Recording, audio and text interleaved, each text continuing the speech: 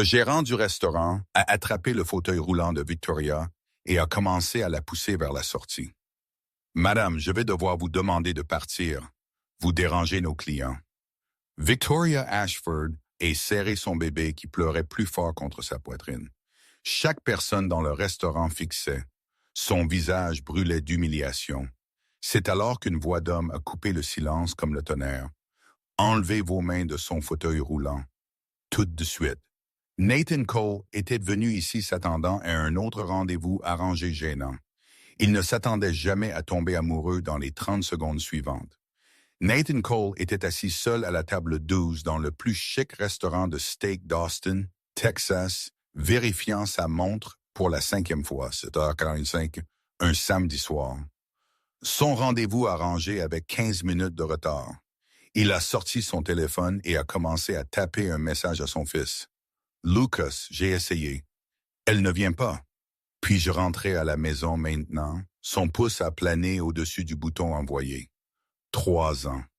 3 ans depuis que le cancer a pris sa femme, Mia. 3 ans de deuil si épais qu'il oubliait parfois ce que respirer sans douleur ressemblait. 3 ans de son fils de 10 ans le regardant s'éteindre pièce par pièce jusqu'à la semaine dernière, quand Lucas en a finalement eu assez. « Papa !» Lucas avait dit, debout devant lui, les bras croisés et l'expression têtue de Mia sur son visage. « Maman serait vraiment en colère contre toi en ce moment. » Nathan avait levé les yeux de son ordinateur. « Quoi? Tu lui as promis à l'hôpital. Je t'ai entendu. Tu as promis que tu continuerais à vivre. Tu as promis que tu serais heureux à nouveau. Tu brises ta promesse, papa. » Et puis Lucas lui avait tendu un morceau de papier avec un nom et un numéro de téléphone. Victoria Ashford, samedi, 7h30. « Ne gâche pas ça. Où as-tu eu ça? » Nathan avait demandé. « Tante Rebecca l'a arrangé. Je l'ai forcé. »« Lucas, je ne peux pas juste. »« Tu peux. Tu le feras. Je lui ai déjà dit oui pour toi, alors le voici. 42 ans, veuf, propriétaire d'une entreprise d'aménagement paysager, assis dans le restaurant où il était censé célébrer son 10e anniversaire avec Mia, attendant une inconnue et se sentant comme le plus grand fraudeur du monde. Son téléphone a vibré. Le message de Rebecca. Son nom est Victoria. Elle est incroyable. PDG de sa propre entreprise technologique. Aussi, ne panique pas, mais elle utilise un fauteuil roulant. Accident de voiture il y a 5 ans. Elle est nerveuse que tu fasses faux bond quand tu le verras. S'il te plaît, ne sois pas ce type, Nathan. Nathan a fixé le message. Un fauteuil roulant. Il a pensé à Mia à la fin. Le lit d'hôpital, les machines, la façon dont elle lui avait serré la main et dit « Promets-moi que tu ne te transformeras pas en l'un de ces veufs tristes qui oublient comment vivre. » Il a retapé. « Je ne suis pas ce type, Rebecca. Je sais. C'est pourquoi je l'ai choisi pour toi. » Le restaurant bourdonnait de conversations et de tintements de verre. Nathan a redressé sa cravate, celle que Lucas avait choisie ce matin, disant qu'elle le faisait moins ressembler à une pomme de terre triste, et a attendu. 8 heures. Toujours pas de Victoria. Le serveur est repassé. « Monsieur, voudriez-vous commander en attendant? »« Juste de l'eau, merci. » La mâchoire de Nathan s'est tendue. Elle ne venait pas. Personne ne venait. C'était stupide. Elle était stupide d'espérer. La porte d'entrée s'est ouverte et tout s'est arrêté.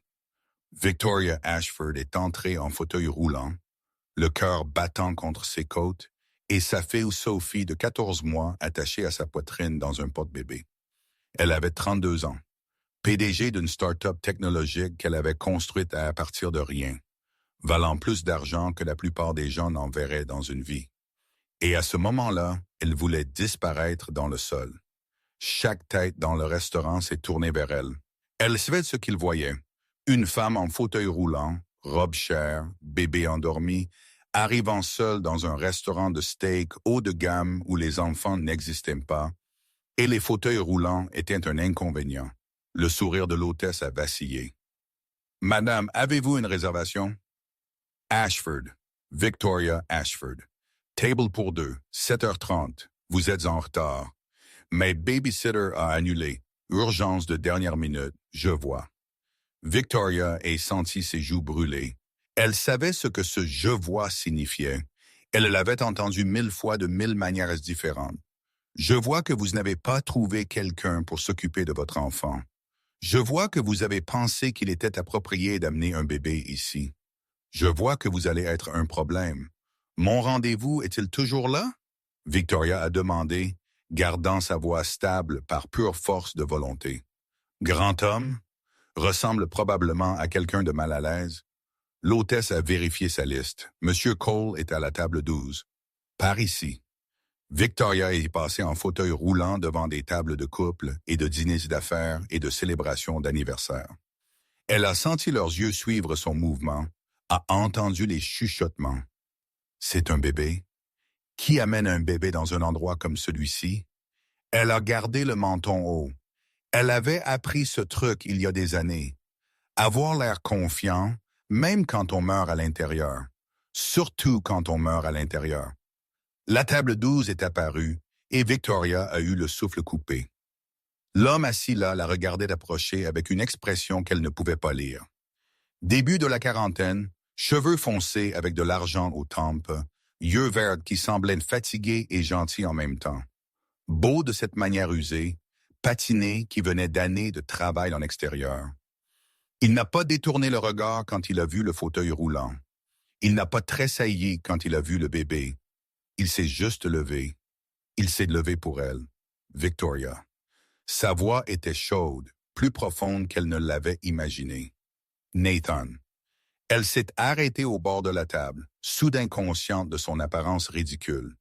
Je suis tellement désolé d'être en retard. Je suis tellement désolé d'avoir amené, elle a montré Sophie, toujours endormie contre sa poitrine. Ma nounou a eu une urgence. Sa mère est tombée. Je ne pouvais pas annuler parce que j'avais déjà annulé 3 fois et j'ai pensé que peut-être elle dormirait pendant. Et je sais, elle dit, que c'est insensé. Je sais que j'ai l'air insensé et tu peux absolument partir tout de suite. Je partirais tout de suite si j'étais toi. Je courrais et... Nathan a levé une main. Respire. Victoria a arrêté de parler. Nathan a regardé le bébé, l'a regardé. Un petit sourire a traversé son visage. Elle est mignonne. Comment s'appelle-t-elle? Victoria a cligné des yeux. Quoi? Le bébé? A-t-elle un nom ou l'appelles-tu juste la raison de mon retard? Un rire surpris lui a échappé. Sophie. Son nom est Sophie. Sophie. Nathan a hoché la tête. Bon nom. Fort. Mon fils sera jaloux de ne pas avoir eu un nom fort comme Sophie. Il est bloqué avec Lucas. Lucas est un excellent nom.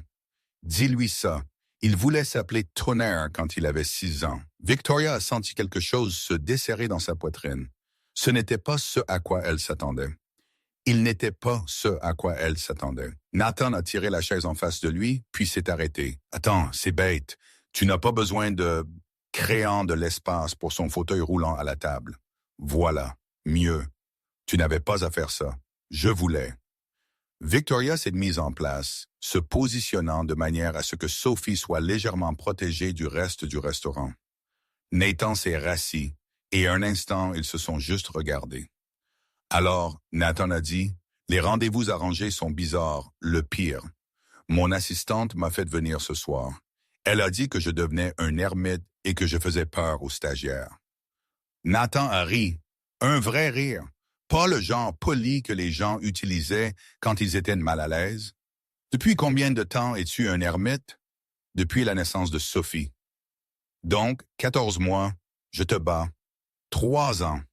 Victoria a penché la tête. Rebecca a mentionné « Je suis désolé pour ta femme ». L'expression de Nathan a changé. S'est adoucie, blessée. Mia, cancer. Elle s'est battue comme l'enfer pendant 2 ans. Mais il a secoué la tête. Tu sais quoi? Ne commençons pas par les choses tristes. Dis-moi autre chose. Dis-moi quelque chose de bien. Quelque chose de bien? Ouais. Quelque chose qui t'a rendue heureuse aujourd'hui. N'importe quoi. Victoria y a réfléchi. Sa journée avait été un désastre. La tentative d'OPA hostile sur son entreprise. La réunion du conseil où 3 hommes avaient parlé par-dessus elle pendant 1 heure d'affilée. La babysitter qui annulait. Le moment où elle avait failli faire demi-tour sur le parking et rentrer chez elle. Mais ensuite, elle a pensé à plus tôt. Beaucoup plus tôt. Ce matin, elle a dit. Sophie a dit son premier mot. Pas maman, pas papa. Elle m'a regardé droit dans les yeux, très sérieuse, et a dit non. Nathan a souri, une femme qui sait ce qu'elle veut. Elle le dit toute la journée. J'ai demandé si elle voulait un petit déjeuner. Non. J'ai demandé si elle voulait son nounours. Non. J'ai demandé si elle m'aimait. Non. On dirait une future PDG. Elle tient ça de moi, je le crois. Ils souriaient tous les deux maintenant. Vraiment souriants. Et Victoria a réalisé avec un sursaut qu'elle ne se souvenait pas de la dernière fois qu'elle avait souri comme ça avec quelqu'un qui n'était pas Sophie. Nathan a ouvert son menu. Alors, qu'est-ce qui est bon ici? Je n'ai jamais vraiment mangé ici, même si je suis assis dans cette chaise exacte depuis 45 minutes. Victoria a commencé à répondre, puis le gérant du restaurant est apparu à leur table. Son badge indiquait Gregory Whitman, directeur général. Il était dans la cinquantaine, aux cheveux argentés, avec une sorte d'expression pincée qui suggérait que le monde le décevait constamment. « Je suis désolé », a-t-il dit, ne semblant pas désolé du tout. « Mais nous avons reçu des plaintes. » L'estomac de Victoria s'est serré. « Des plaintes ?» Nathan a demandé. À propos du Gregory a fait un vague geste vers Sophie. « L'enfant, elle dort. » Victoria a dit doucement. « Quoi qu'il en soit, cet établissement maintient un certain standard. Nous ne sommes pas un restaurant familial. D'autres clients sont préoccupés par d'éventuels dérangements. » Les yeux de Nathan se sont plissés. D'éventuels dérangements, elle n'a pas fait un bruit. « Monsieur, je parle à la dame. La dame a un nom. J'en suis sûr. » Gregory s'est retourné vers Victoria avec un mince sourire. « Madame, je vais devoir vous demander de terminer votre soirée ailleurs. Nous vous offrirons tout ce que vous avez commandé jusqu'à présent. » Victoria a senti la brûlure familière de l'humiliation monter dans son cou. C'était déjà arrivé. Cela arriverait encore. Chaque fois qu'elle essayait d'exister dans des espaces qui n'étaient pas conçus pour des gens comme elle, handicapée, mère célibataire, refusant de se cacher, quelqu'un était là pour lui rappeler qu'elle n'appartenait pas. Elle a commencé à tendre la main vers ses roues. Juste partir, ne pas faire de scène, ne pas leur donner la satisfaction. Mais la voix de Nathan a coupé ses pensées. Non. Gregory a cligné des yeux. Je suis désolé. Elle ne part pas. Nathan s'est levé, tous ses 6 pieds 2 pouces. Nous avons une réservation, nous n'avons pas encore commandé, et la dernière fois que j'ai vérifié, il n'y a pas de loi contre le fait d'amener un bébé qui dort au dîner. Monsieur, il ne s'agit pas de l'égalité. Vous avez raison. Il s'agit de votre inconfort, et c'est un problème pour vous. Je vais devoir vous demander de baisser la voix, puis d'arrêter de me donner des raisons de la lever. Victoria a regardé cet homme et cet inconnu qu'elle avait rencontré il y a 5 minutes, prendre sa défense, se battre pour elle quand le père de Sophie n'avait même pas pris la peine de rester pour la naissance, quand ses propres parents lui avaient suggéré de reconsidérer ses options après l'accident parce que qui voudrait d'elle maintenant? Nathan parlait toujours. Et si vous avez un problème avec une mère qui essaie de dîner avec un bébé qui ne dérange personne, alors peut-être que vos standards ont besoin d'être revus. Le visage de Gregory était devenu tendu. Froid. Monsieur, je vais devoir vous demander à tous les deux de partir. Bien. Nathan a sorti son portefeuille. Nous partirons, mais je veux votre nom, le nom de votre manager et votre contact corporatif parce que je vais m'assurer que tout le monde sache que cet endroit discrimine les mères avec des bébés. Ce n'est pas, et si vous pensez même à toucher son fauteuil roulant pour l'escorter dehors, je vous promets que vous le regretterez. La main du gérant qui s'était tendue vers la chaise de Victoria s'est figée. Je n'allais pas. Oui, tu allais. Silence. Le restaurant entier regardait maintenant. Gregory a reculé. je demanderai à quelqu'un d'apporter votre addition. Il n'y a pas d'addition. Nous n'avons rien commandé. Vous vous en êtes occupé. Le gérant s'est éloigné rapidement, comme s'il ne pouvait pas s'éloigner suffisamment du regard de Nathan. Victoria est restée assise là, le cœur battant, regardant l'homme en face d'elle desserrer lentement ses poings. Désolé, Nathan a dit, je ne perds pas mon sang-froid comme ça d'habitude. Tu n'avais pas à faire ça. Oui, je devais. Tu ne me connais même pas, j'en sais assez. Il s'est rassis, puis a ri, un courson incrédule. Mon Dieu, quel désastre! Je suis tellement désolé. C'était censé être un bon dîner. Ce n'est pas ta faute. Je connais un endroit, a-t-il dit soudainement. Mauvais éclairage, menu collant, serveuse nommée Dot qui y travaille depuis approximativement l'ère des dinosaures. Mais elle donne des recharges gratuites de milkshake et personne ne te regardera deux fois. Victoria a hésité. Tu veux continuer ce rendez-vous après tout ça? Après tout ça, les yeux de Nathan ont rencontré les siens. Madame, vous êtes entrée dans cet endroit avec un bébé sur la poitrine, vous êtes passée en fauteuil roulant devant 50 étrangers porteurs de jugement, et vous avez quand même réussi à me faire rire. Je ne veux pas mettre fin à ce rendez-vous. Je veux voir où cela mène. Sophie s'est agitée contre la poitrine de Victoria et fait un petit bruit. Elle a baissé les yeux sur sa fille, puis a levé les yeux vers cet homme qu'elle connaissait depuis 15 minutes et qui venait de bouleverser tout ce qu'elle pensait savoir sur les gens. « D'accord, a-t-elle dit, mais j'achète mon propre milkshake. » Nathan a souri. Marché conclu? Le restaurant était exactement aussi mauvais que Nathan l'avait promis. Banquettes en vinyle craquelé, néons qui bourdonnaient comme des insectes en colère, un jukebox dans le coin jouant Patsy Cline et un volume qui suggérait que le haut-parleur était en train de mourir. C'était parfait. Dot, 70 ans, cheveux argentés, fer à paupières bleues suffisamment pour être visible de l'espace, a jeté un coup d'œil au fauteuil roulant de Victoria et au porte-bébé de Sophie et a dit « La banquette du coin a le plus d'espace, chérie. J'apporterai la chaise haute au cas où la petite se réveillerait. » Ils se sont installés dans la banquette, Victoria se positionnant à l'extrémité où sa chaise s'ajustait parfaitement, et Sophie a miraculeusement continué à dormir.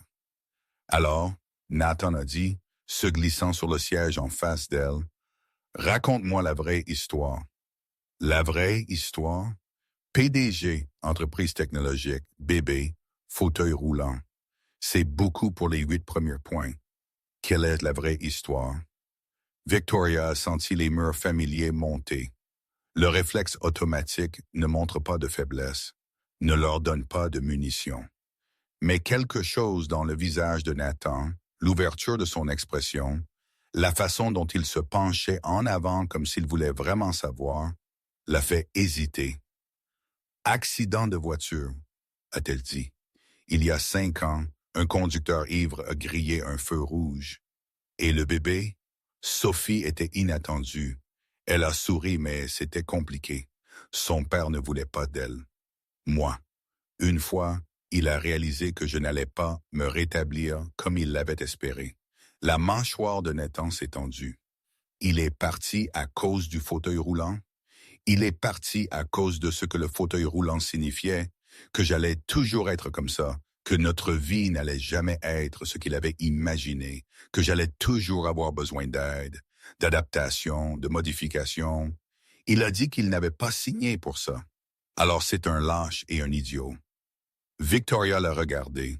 Tu dis ça avec beaucoup de confiance pour quelqu'un qui vient de me rencontrer. Je dis ça parce que je sais ce que signifie s'engager pour quelque chose. La voix de Nathan est devenue douce. Mia a été malade pendant 2 ans. À la fin, elle ne pouvait rien faire elle-même. J'étais son soignant, j'étais son infirmier, j'étais son tout. Il a fait une pause. Et je l'aurais faite pendant 100 de plus si elle m'avait laissé faire. Les mots sont restés en suspens. Victoria a senti sa gorge se serrer. Ce n'est pas la même chose. Tu as choisi ça après l'avoir déjà aimé. Ce type, le père de Sophie, il ne m'a même pas donné la chance d'être aimé d'abord. Il a juste vu la chaise et a décidé que je ne valais pas la peine. Nathan a secoué la tête lentement. Alors il a manqué l'essentiel. Quel essentiel? que l'amour n'est pas une question de commodité. Il s'agit de se montrer quand tout s'écroule et de dire « je ne vais nulle part ». C'est tout.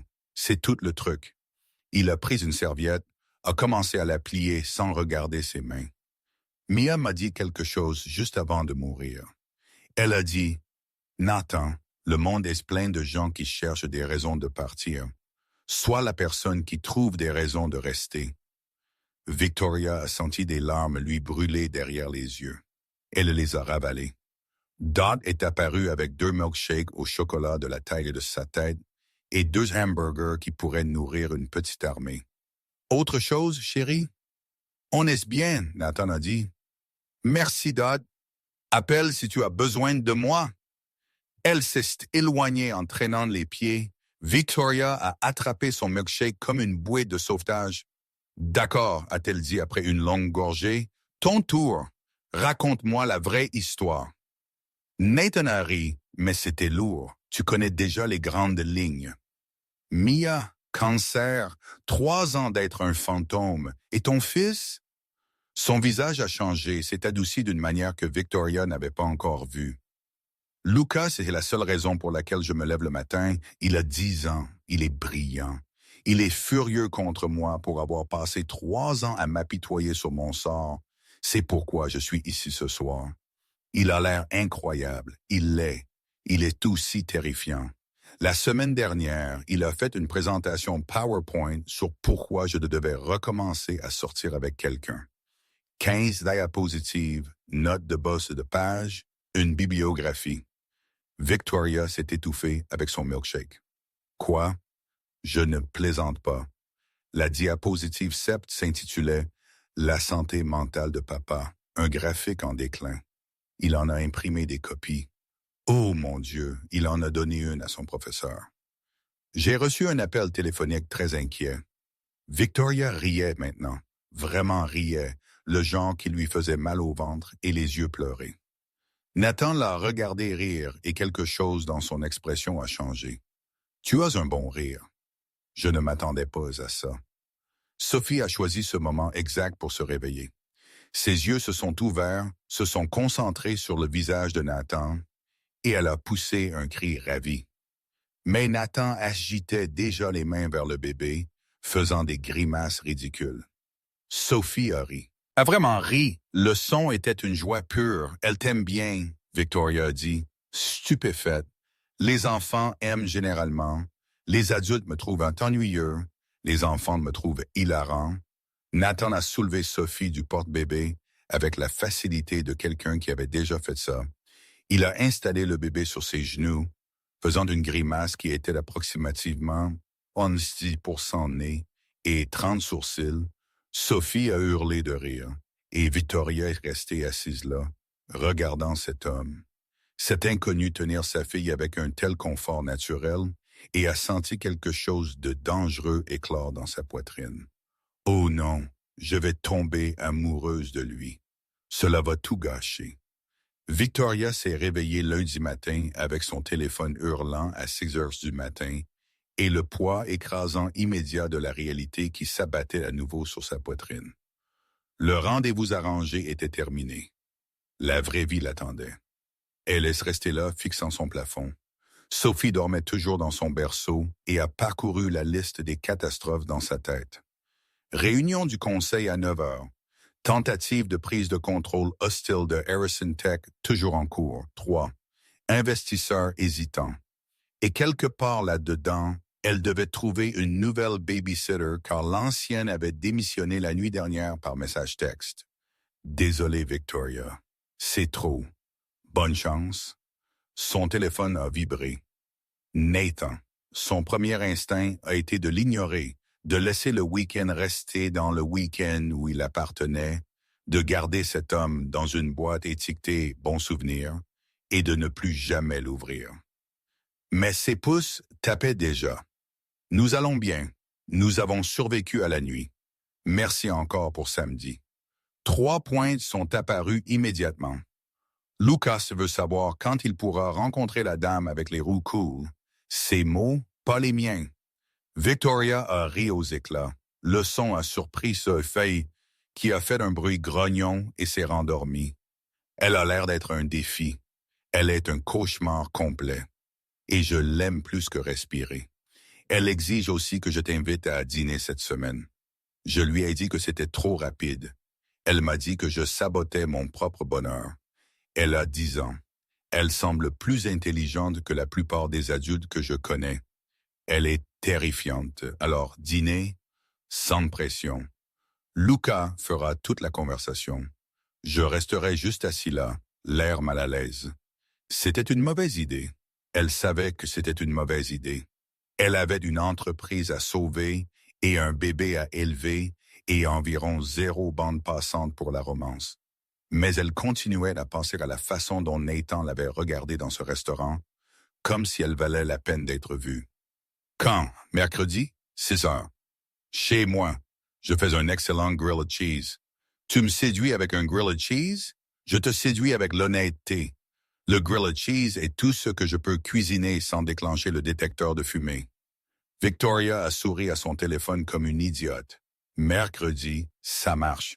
La réunion du conseil fut un bain de sang. Victoria est entrée en fauteuil roulant dans la salle de conférence à 8h58.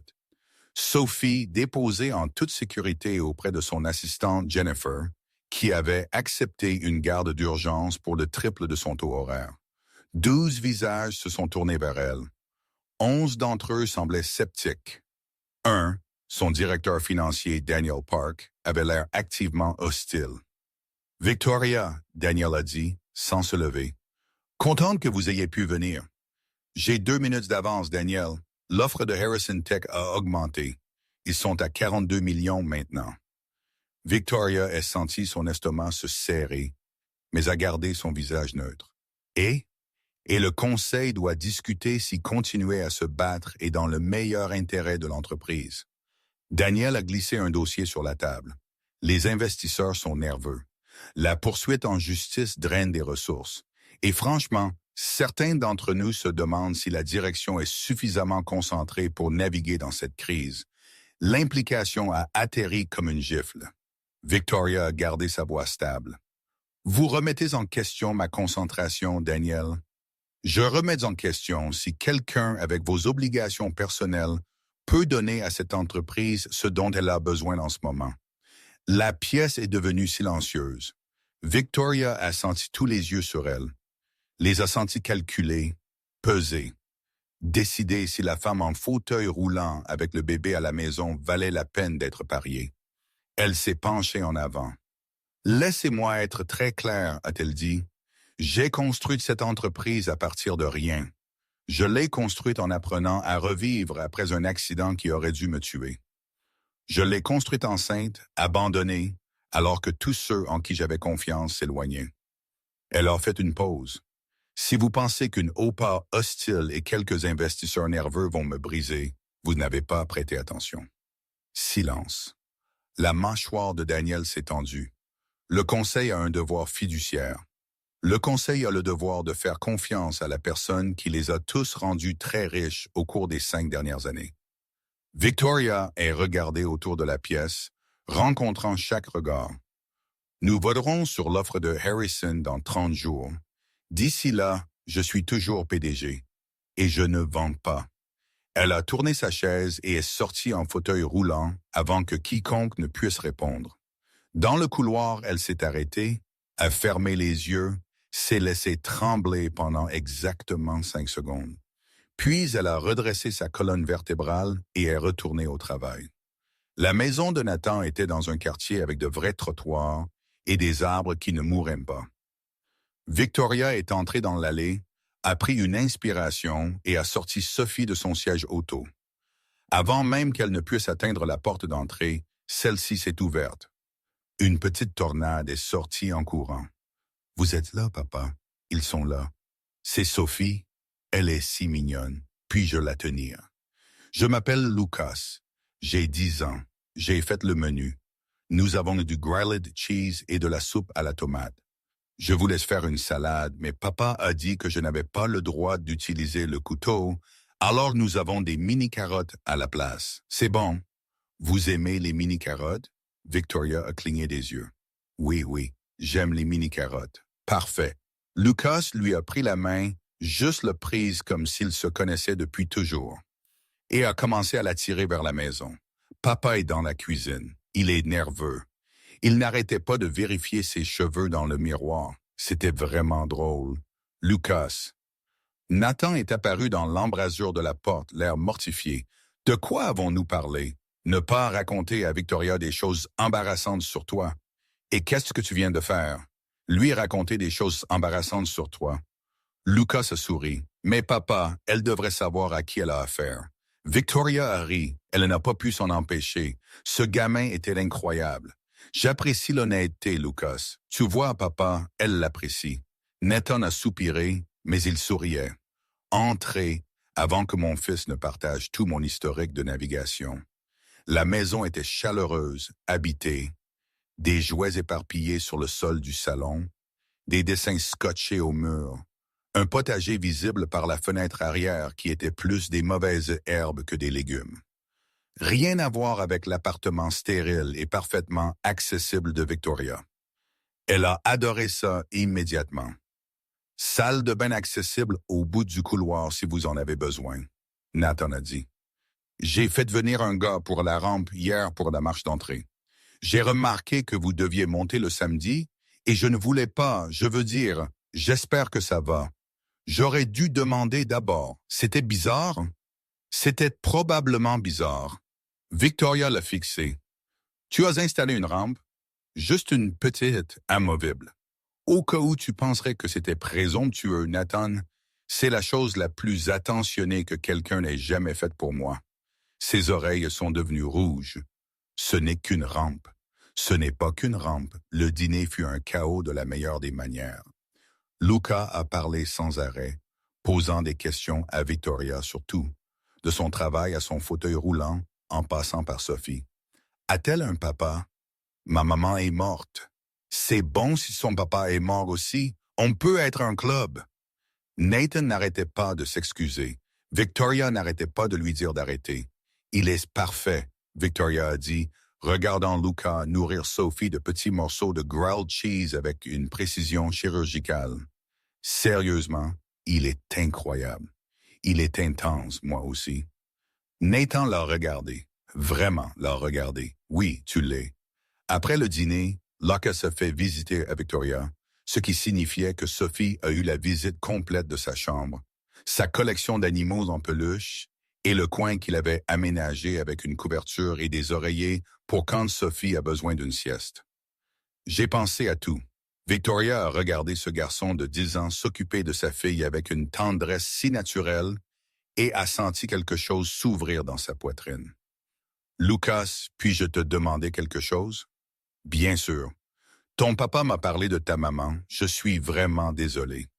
Le visage de Lucas a changé, s'est adouci, a vieilli d'une certaine manière. Merci. C'était vraiment difficile. Papa pleurait beaucoup. J'ai essayé d'être fort pour lui, mais parfois je pleurais aussi. C'est bon. Pleurer ne signifie pas que tu n'es pas fort. C'est ce que maman a dit. En un moment de mourir, Lucas s'est assis sur son lit, tirant Sophie sur ses genoux. Elle m'a dit de prendre soin de papa. Elle a dit qu'il oubliait de manger quand il était triste et qu'il regardait trop la télé et qu'il avait besoin de quelqu'un pour le faire sortir. Ça a l'air d'être un gros travail pour un petit garçon. Je ne suis pas si petit, j'ai presque 11 ans. Luca a fait une pause. Je t'aime bien, Victoria. Je pense que tu es bonne pour mon papa. Il a plus souri ce soir qu'il n'a jamais souri. Si tu le blesses, je serai vraiment en colère. Il a déjà assez souffert, alors tu dois promettre d'être prudente avec lui. D'accord? Victoria a senti des larmes lui piquer les yeux. Cet enfant féroce, aimant, extraordinaire. Je promets, a-t-elle dit. Et Lucas, c'est pareil pour toi. Si jamais je fais quelque chose qui te met mal à l'aise, tu me le dis. D'accord? Lucas a tendu la main. D'accord, ils se sont serrés la main. 3 semaines se sont écoulées. 3 semaines de dîner chez Nathan et de déjeuners au restaurant et d'appels téléphoniques tard le soir qui duraient des heures. 3 semaines de Luca enseignant ses couleurs à Sophie et Nathan faisant rire Victoria. et les 4 d'entre eux construisant lentement, soigneusement, quelque chose qui ressemblait à une famille. 3 semaines de Victoria tombant de plus en plus profondément dans quelque chose qu'elle ne pouvait pas contrôler. Et puis les beaux-parents de Nathan sont arrivés. C'était un jeudi après-midi. Victoria était chez Nathan, travaillant de sa table de cuisine tandis que Sophie faisait la sieste dans la chambre d'amis et Luca faisait ses devoirs au comptoir. Nathan était dehors, gérant un appel professionnel. La sonnette a retenti. Luca a bondi. J'y vais. Victoria a entendu la porte s'ouvrir, a entendu la voix de Lucas devenir monocorde d'une manière qu'elle n'avait jamais entendue auparavant. Grand-mère, grand-père, Luca, chérie, nous voulions te faire une surprise. Papa est dehors, c'est bon. Nous attendrons. Est-il seul?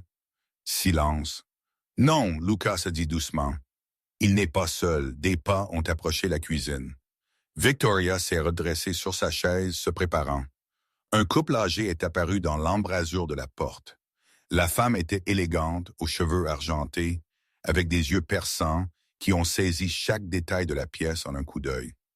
L'homme était grand et buriné, avec la mâchoire de Nathan et une expression qui ne trahissait rien.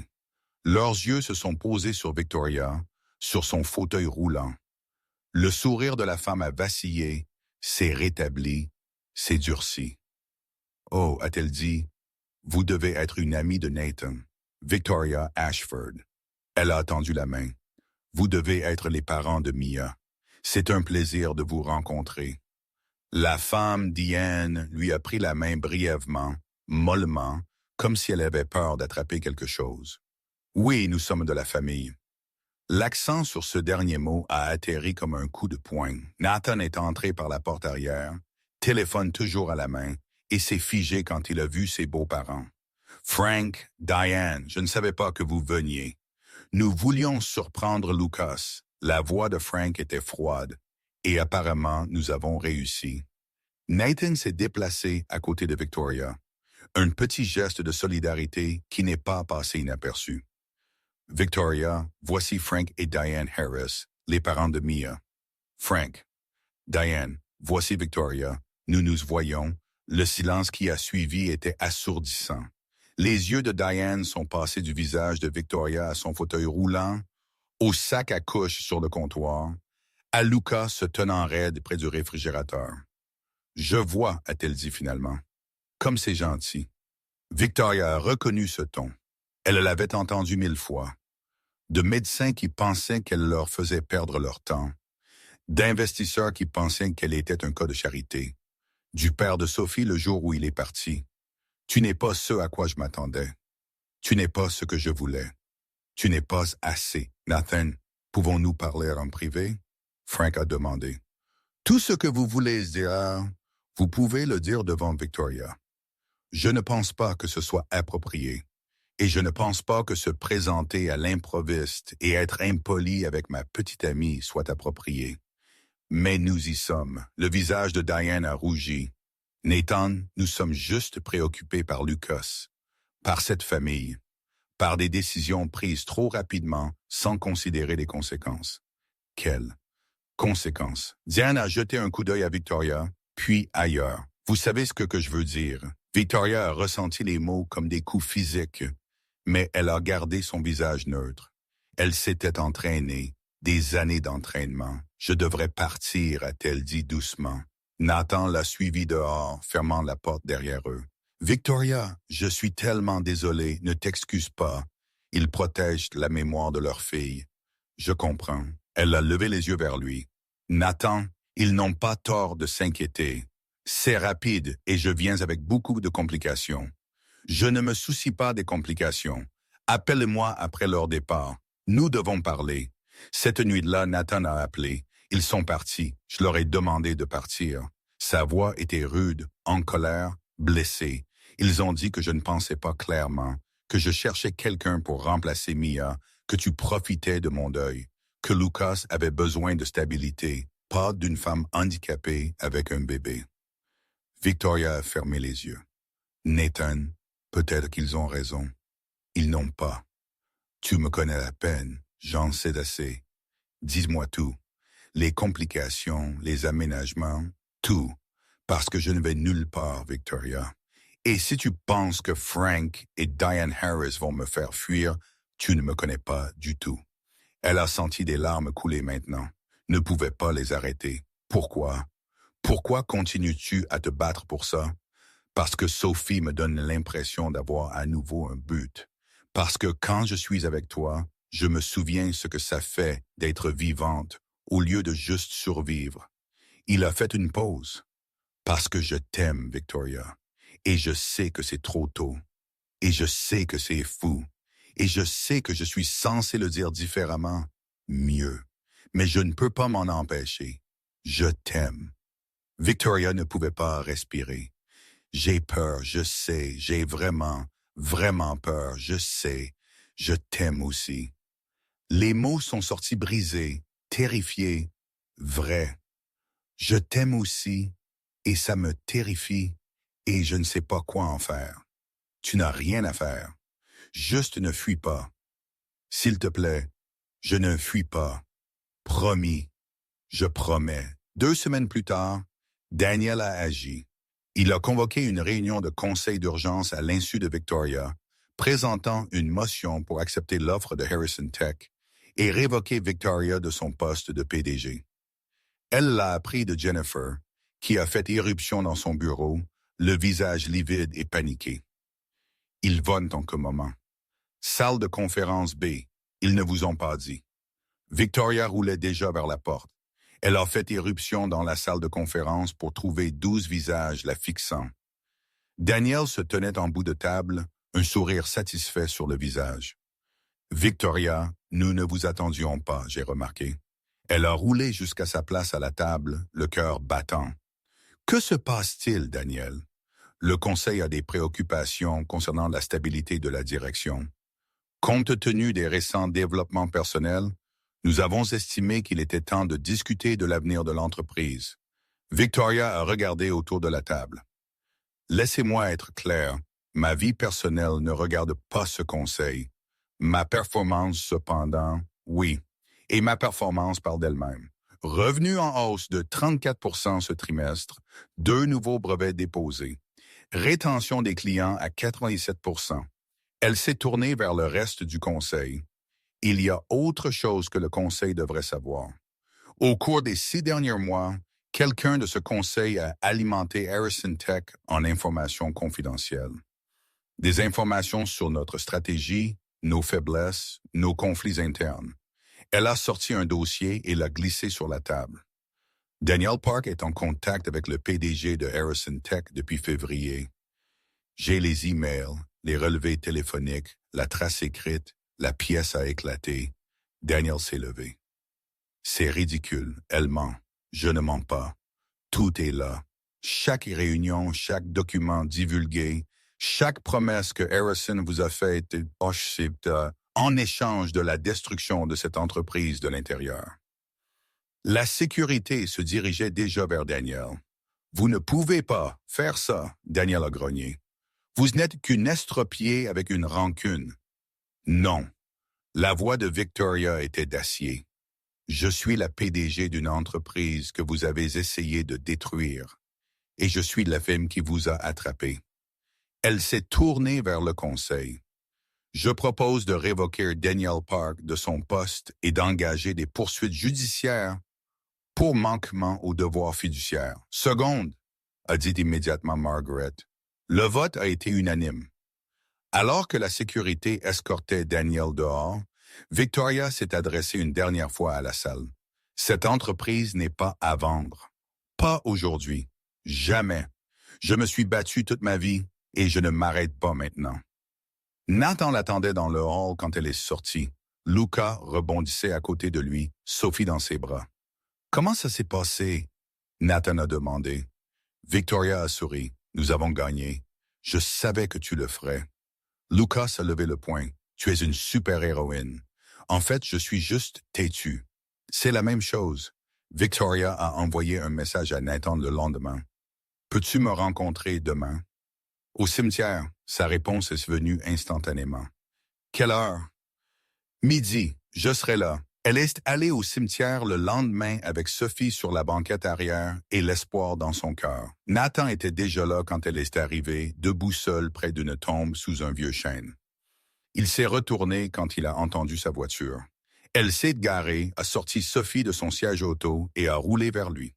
« Salut, Nathan a dit. « Salut, je n'étais pas sûr que tu viendrais. Je n'étais pas sûr non plus. » Nathan a regardé la tombe, puis à nouveau elle. « C'est Mia. J'ai pensé que tu devrais peut-être la rencontrer correctement. » Victoria a senti des larmes lui piquer les yeux.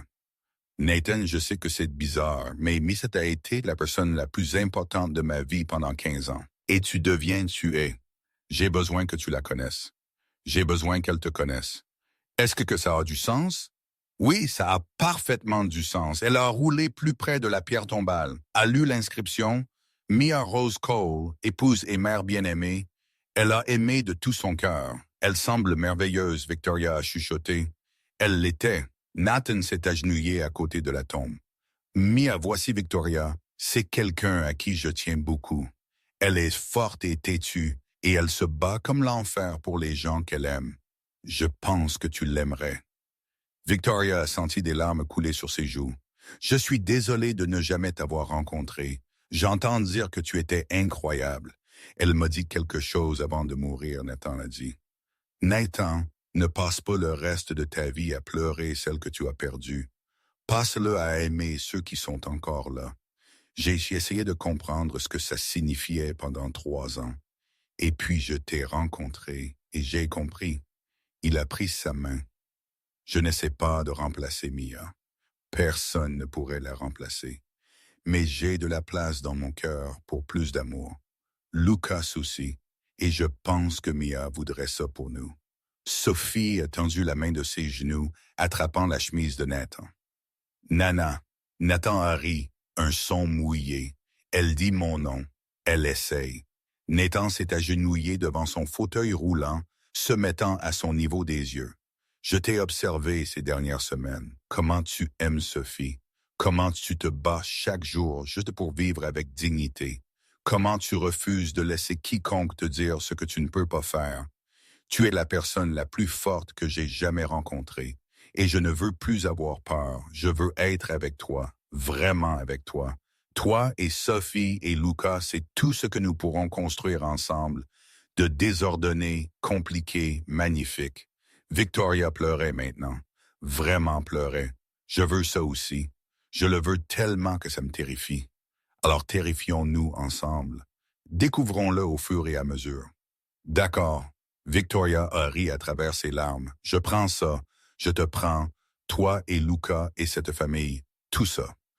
Nathan l'a serré dans ses bras, fauteuil roulant et tout. Sophie écrasée entre eux et riant du chaos soudain. « Je t'aime, Nathan a dit contre ses cheveux. « Mon Dieu, je t'aime tellement. »« Je t'aime aussi, » elle s'est retirée. « Maintenant, ramène-moi à la maison. Notre fils est probablement en train de détruire quelque chose. » Le visage de Nathan s'est fendu en un sourire. « Notre fils, j'aime le son de ça. » 2 mois plus tard, le physiothérapeute de Victoria a recommandé une nouvelle option de traitement. Expérimental, coûteux, potentiellement risqué. Cela pourrait améliorer sa mobilité, pas marcher, ne jamais marcher à nouveau, mais un meilleur contrôle, moins de douleur, plus d'indépendance. Le traitement nécessiterait 2 mois dans une installation spécialisée à Boston, 2 mois loin de l'entreprise, de Sophie, de Nathan et Lucas. Elle l'a dit à Nathan un jeudi soir après que Lucas soit au lit et que Sophie dorme. Il y a un traitement à Boston. Expérimental. Cela pourrait aider avec ma mobilité. Ça a l'air incroyable. C'est 2 mois à Boston, loin de tout le monde. Nathan est resté silencieux un instant. Victoria, s'il y a une chance que cela puisse t'aider, tu dois la saisir. Que tu gagnes ou perdes, je serai là. Tu promets? Je promets. Elle est partie pour Boston en octobre. Dire au revoir a été plus difficile qu'elle ne l'avait imaginé. Sophie s'est accrochée à elle, pleurant, ne comprenant pas pourquoi maman partait. Lucas l'a serrée si fort qu'elle ne pouvait plus respirer et a chuchoté « Reviens plus forte, d'accord ?» Et appelle tous les jours et envoie des photos. Je le ferai, Victoria a promis. J'appellerai tous les jours. Tu ferais mieux. Nathan l'a conduite à l'aéroport. À la porte d'embarquement, il a pris son visage dans ses mains et a embrassé son front. 2 mois, a-t-il dit. 2 mois. Je t'aime aussi. Maintenant, va te réparer pour que tu puisses rentrer et m'épouser. Le cœur de Victoria s'est arrêté. Quoi? Nathan a souri. Tu m'as entendu. Va à Boston, fais le traitement, rentre à la maison, épouse-moi. Il l'a embrassé à nouveau, doux et rapide. C'est le plan. Des objections. Ce n'est pas comme ça que fonctionnent les propositions. Ça l'est maintenant. Des objections? Victoria riait et pleurait en même temps. Non. Pas d'objection. Bien. Maintenant, va. Ton vol embarque. Elle est partie. Le traitement fut brutal. 8 heures par jour de physiothérapie, de stimulation nerveuse, de rééducation musculaire. Certains jours, elle voulait abandonner. Elle restait allongée dans son lit d'hôpital la nuit, ses muscles hurlant, et pensait à quel point il serait facile de rentrer à la maison. Puis son téléphone sonnait. « Maman !» La voix de Sophie, métallique à travers le haut-parleur. « Tu me manques aussi, bébé. Quand tu rentres à la maison, bientôt, je promets. » Nathan appelait tous les soirs sans faute.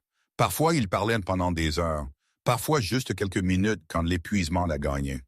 Mais il appelait toujours. Luca envoyait des colis attentionnés chaque semaine. Des dessins de Sophie, des lettres de lui-même, des photos de la famille faisant des choses ordinaires. La 4e semaine a apporté la première percée. Quelque chose a cliqué. Son corps a réagi d'une manière qu'il n'avait pas eue depuis des années. « Ça marche », a-t-elle chuchoté. « Ça marche », elle est rentrée chez elle un froid matin de novembre. Nathan l'attendait à l'aéroport avec Sophie dans ses bras et Luca rebondissant à côté de lui, tenant une pancarte qui disait « Bienvenue à la maison, maman », en lettres scintillantes. Victoria s'est arrêtée quand elle l'a vue. « Maman. Pas Victoria, pas ta petite amie, pas la dame en fauteuil roulant. Maman. » Lucas a vu son visage et a soudainement semblé incertain. « C'est bon. Je peux le changer. J'ai juste pensé que tu étais pratiquement ma maman maintenant, n'est-ce pas? Tu vis avec nous et tu prends soin de moi et tu m'aimes et je t'aime. » Alors, Victoria a roulé vers lui aussi vite qu'elle a pu, a serré Luca dans ses bras et l'a tenu fermement. « C'est parfait, a-t-elle chuchoté. C'est absolument parfait.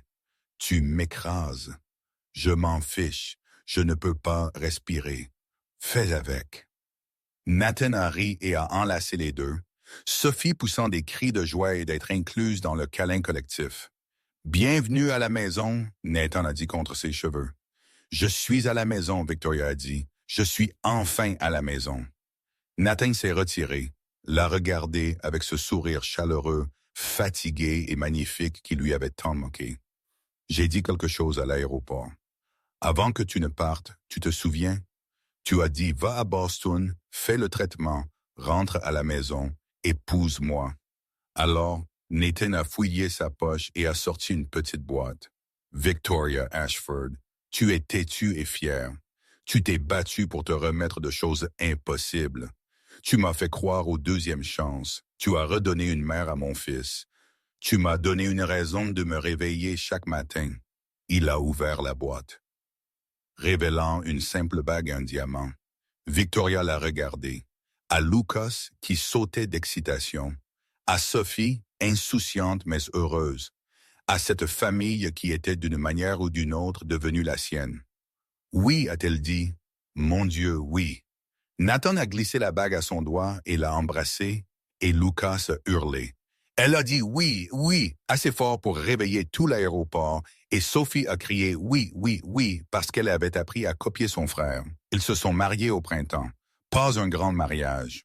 Aucun d'eux ne voulait ça. Juste la famille et les amis proches dans le jardin de Nathan, entourés du jardin qu'il avait construit pour Victoria. Chemins accessibles, parterres de fleurs surélevées, carillons éoliens qui chantaient dans la brise, Lucas était le meilleur homme. Il portait un costume qu'il avait choisi lui-même et a fait un discours qui a fait pleurer tout le monde. Ma maman est morte quand j'avais 7 ans. Lucas se dit, debout sur une chaise pour que tout le monde puisse le voir. Et j'ai pensé que c'était tout. J'ai pensé que je n'aurais plus jamais de maman. Mais ensuite, Victoria est venue. Et elle n'a pas essayé de remplacer ma maman. Elle m'a juste aimé. Elle m'a aimé même quand j'étais ennuyeux. Elle a aimé mon papa même quand il était une pomme de terre grognon. Je pensais que les familles étaient quelque chose dans lequel on essaie. Maintenant, je sais que les familles sont quelque chose que l'on construit. Nous avons construit cette famille, et c'est la meilleure chose que j'ai jamais faite. Il s'est rassis sous un tonnerre d'applaudissements. Victoria s'est penchée et lui a serré la main. « Je t'aime », a-t-elle chuchoté. « Je t'aime aussi, maman. » Les mots la frappaient toujours comme un cadeau, à chaque fois. Les vœux de Victoria étaient simples.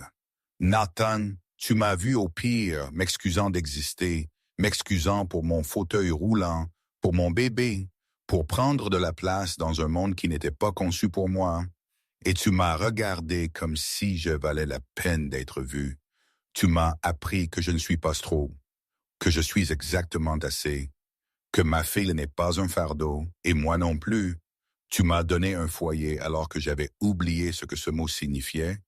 Je passerai le reste de ma vie à être reconnaissante pour la nuit où tu m'as fait sortir de ce restaurant. Et je passerai le reste de ma vie à t'aimer. » Les vœux de Nathan étaient plus courts.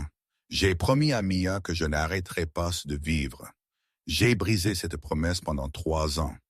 Puis je t'ai rencontré, et je me suis souvenu ce que vivre ressentait réellement.